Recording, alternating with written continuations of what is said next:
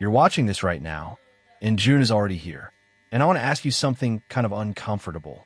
How much of your garden is actually producing right now?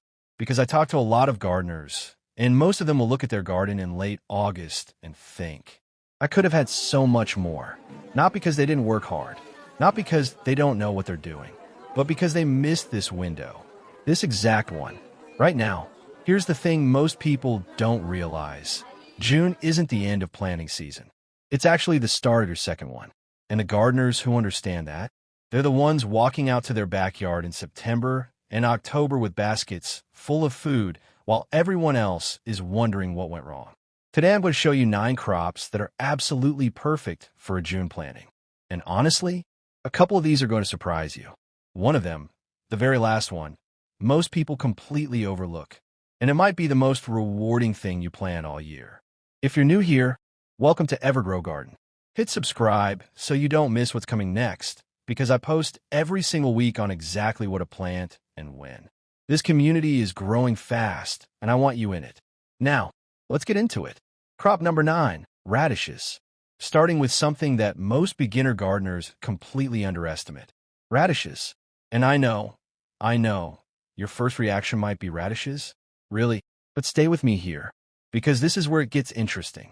Most people think of radishes as just that small spicy thing on salad. But what experienced gardeners know is that radishes are actually one of the most strategic plants you can put in the ground right now. Here's why. A radish can go from a seed in the soil to a harvestable vegetable in as little as 22 to 30 days. Let that sit for a second.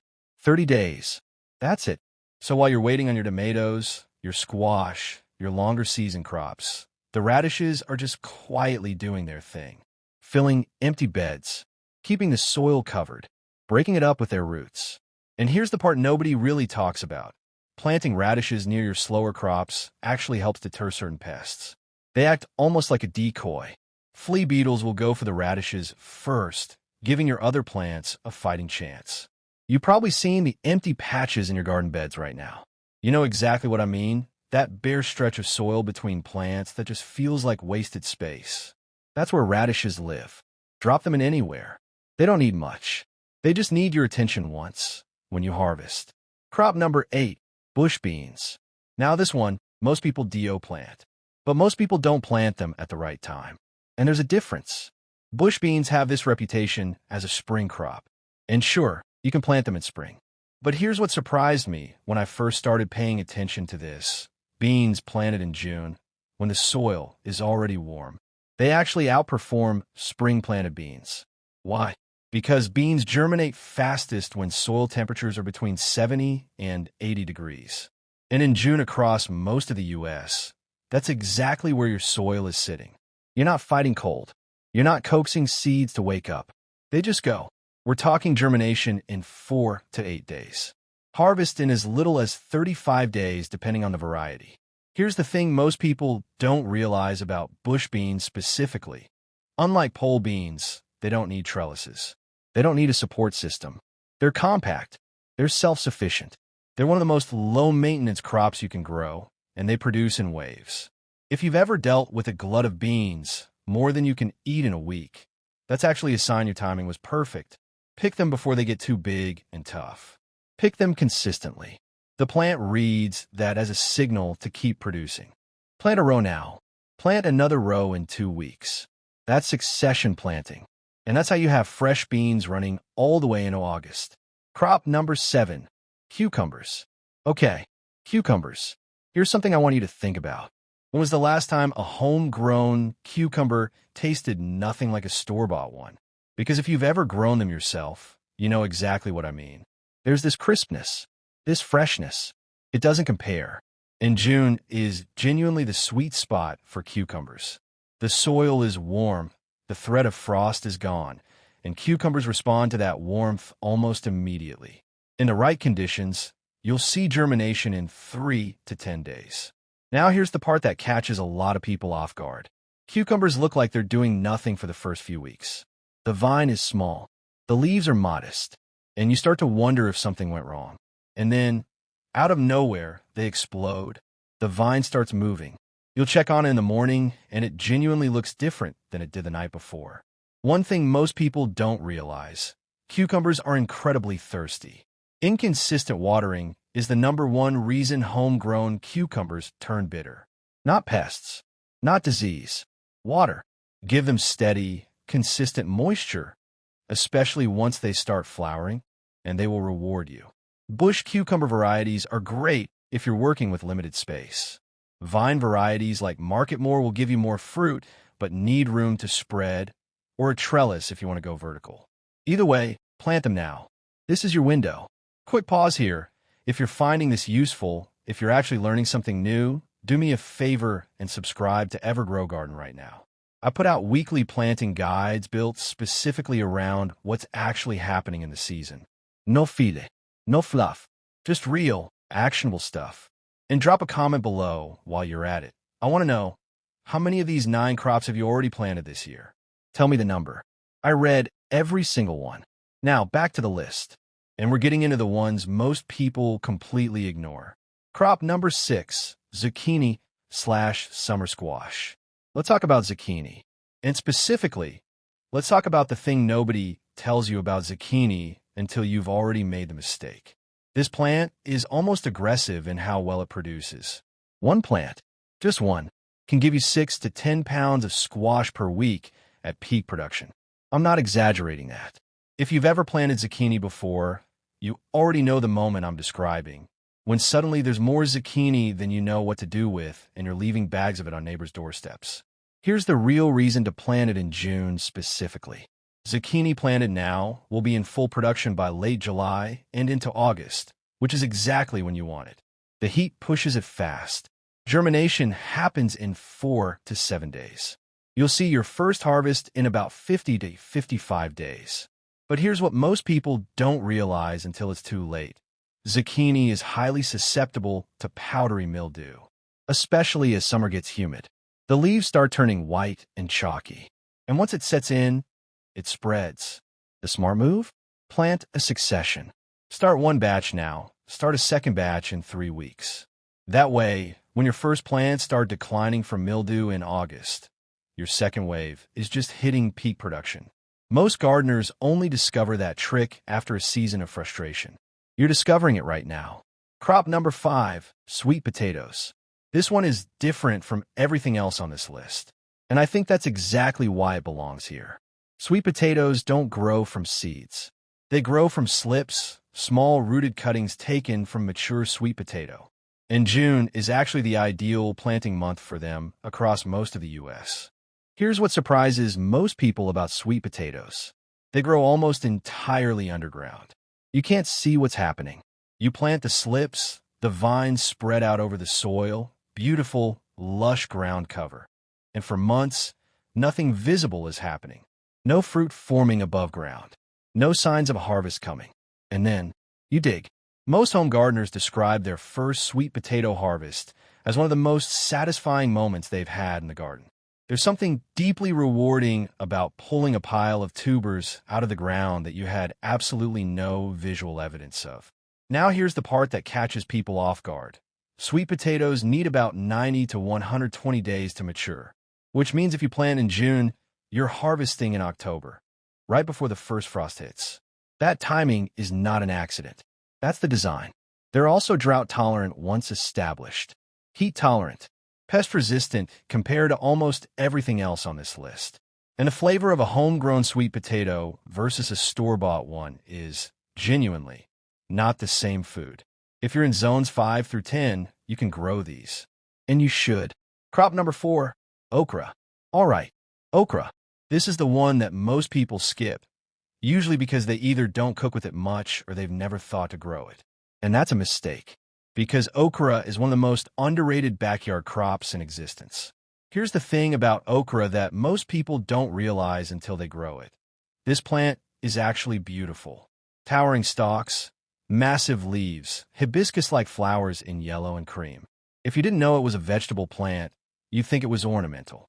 And here's where it gets interesting. Okra is native to northeastern Africa, same climate that gave us coffee and sorghum. That origin tells you everything you need to know. It doesn't just tolerate heat. It requires it. It doesn't perform without it. This is why June planting is almost perfectly timed. You need soil temperatures at least 65 degrees at the 4-inch depth, and in June across most of the U.S., you're right there. Below that threshold, the seeds actually rot rather than sprout. Most people who've tried okra and failed didn't fail because of okra. They fail because they planted into cold soil. One quick tip that most beginner growers don't know. Soak your okra seeds overnight in warm water before planting. The seed coat is hard. Soaking it softens it and dramatically improves germination rates. It's a small thing. Makes a big difference. Once it starts producing, harvest the pods when they're 2 to 3 inches long. Leave them even a day too long and they get tough and fibrous fast. But stay on top of it, and a single okra plant will produce all summer long. It's one of those crops where once you grow it yourself, you genuinely can't go back. Crop number 3, basil. Now here's one that might feel too simple, but I'm putting basil at number 3 on this list for a reason that goes beyond the herb itself. Basil is one of the most loved, most searched, most used herbs in American home cooking, and it's incredibly easy to grow in June. The warmth is exactly what it wants. It hates cold. It sulks in cool weather. But give it June heat and consistent moisture, and it absolutely thrives.